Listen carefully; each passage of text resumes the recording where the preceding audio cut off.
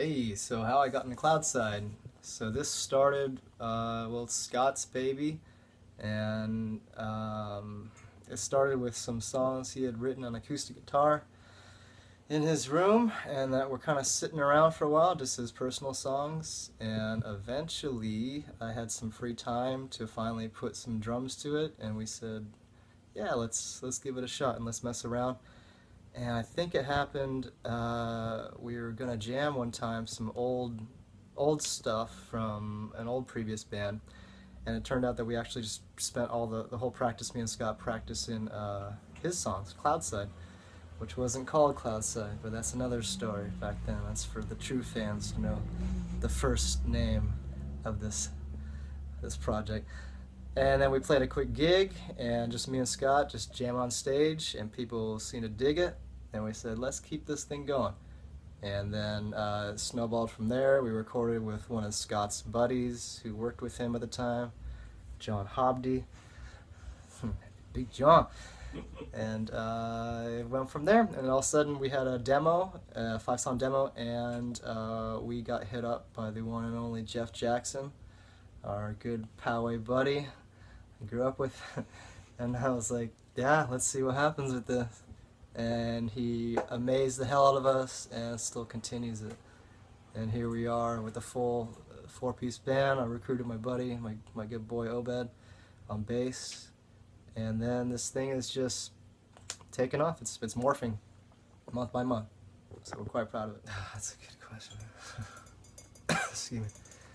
Are we rolling? Yep. Least favorite song to play and most favorite song to play. I can honestly say I don't have a least favorite. I suppose Volumes was a little bit of an odd one just because it was so quick. But that's what makes it unique. But live is taking on a different kind of thing. So most favorite, it's a tie. I suppose it changes every couple of weeks. Right now, what is it, July 2015? I'd say Receivers. But man, I don't have a least favorite. I really do enjoy playing all these songs equally. So my thoughts on Emergent Echoes, obviously I'm very proud of this. I really view it as more of an overall piece of music, not just 1 or 2 songs, or just not pick the songs. As with most of my favorite bands, it's more like an album, and you take in the whole thing. Obviously it is now, but it's more like a piece of music, piece of art. Even though it's only half hour, I think it's a great introductory for what we're capable of doing. And for Scott's songwriting, and for his artistic abilities, and then obviously me and Obed do what we can. So the future will be very interesting. But as far as this, I think it's a really great continuation of where alternative rock has kind of been stagnant in a way. I don't consider it like a rock album. It's not that rocking. A lot of it's recorded, obviously acoustic, but it's in that vein. It is alternative. It doesn't sound like anything else out there exactly. It has a mainstream sensibility. It's very dark. And yeah, enjoy and listen to the lyrics, obviously, and I think upon repeated listens, you'll get a lot out of it. I think that's my biggest advice. Don't just listen to it once and toss it aside. There's a lot there to digest. Rob Zombie. Ooh, Manson in a heartbeat. Yeah. I like these questions. Just like think of the first thing come to mind. All right, Rush or Yes? I like that. Rush. STP or Foo Fighters? Oh, I gotta go STP. Keep it coming. Bush or Soundgarden? Soundgarden. I do love Bush, but Soundgarden is very close to my heart. Blondes or brunettes? You know, brunettes, I gotta say. But, Jaeger or whiskey? ooh, Jaeger is my numero uno of all time. Alright, go for it. And then we got Jeff Jackson. Mr. Jeff Jackson. I've known him for so long. So yeah, Jeff's real close to my heart. We grew up in the same era, same neighborhood-ish. And it's really, almost like Scott, it's really astounding to see the growth. And I always respected Jeff, and he's a true artist. He never stops writing, and that's the most impressive thing I always found about Jeff. And we played together years ago in one of his projects. Do a shout out to Motion Sickness. And then he was really complimentary and flattering of my drumming, and we just clicked from there. So it's a huge trip to be playing music with someone you kind of have some youth memories of. And his voice is just different in such a great way.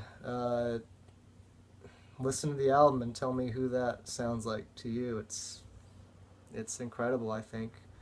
And it's different at first, but it's so cool and different. And yeah, I like the fact that he's done his homework on like the Michael Jacksons and like the Daniel Johns and Band of Boys. But so it's like we got a weird hybrid of all these things, but it's still him. It's really unique, and he sings from the heart, which is always the biggest thing I always pay attention to from anyone playing any instrument, but especially a singer, the human voice. And just watch him sing, he's into it. You know, he's singing from a personal place. And his control. He can do these falsettos that I've never heard anyone do live that I've played with. And he's a freaking dynamo in the studio. So, very proud to play with him. Obed's bass playing, my boy. my Mexicali boy. I owe a lot to Obed. Outstanding bass playing. And I knew that from the first time I played with him. We actually played together in a Stone Temple Pilots tribute band. And I just knew, as you can tell with a lot of great players and any instrument, just their touch and even the way they carry the whole instrument. Even before they play, you can just tell that this guy's put in the work and trained. So yeah, his touch and his tone. Especially his tone, yeah. That's incredible. And I count on him for a lot, and we click together well, and I think we're a pretty awesome rhythm section. He's my boy. Scott's guitar playing. Oh man, I've had the privilege to watch him grow as a guitar player and as a person, because I'm his father and he's my son. His guitar playing, well, he's a tremendous guitar player. And this is a really interesting project because this is his chance to kind of showcase his melodic side. And he's got, I think the biggest thing I'm really proud of him is he's got a really keen sense of melody. So for this style, you know, even if he gets real busy, it's still, melody is always there. And yeah, I'm really proud of his feel has come a long way, because he's a great metal-ish guitarist, can play really busy. We both like to do that style back then, but over the years I always try to stress there's something about this style that is more transcending, I think. Really pay attention to the quality of the notes. It doesn't have to be a lot. Just focus on your songwriting ability. And he's getting it, and it's incredible. And the proof is in the pudding. I mean, it's all really from his brain.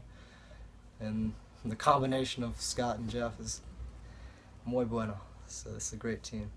So yeah, I started drumming, I've been drumming 20 years.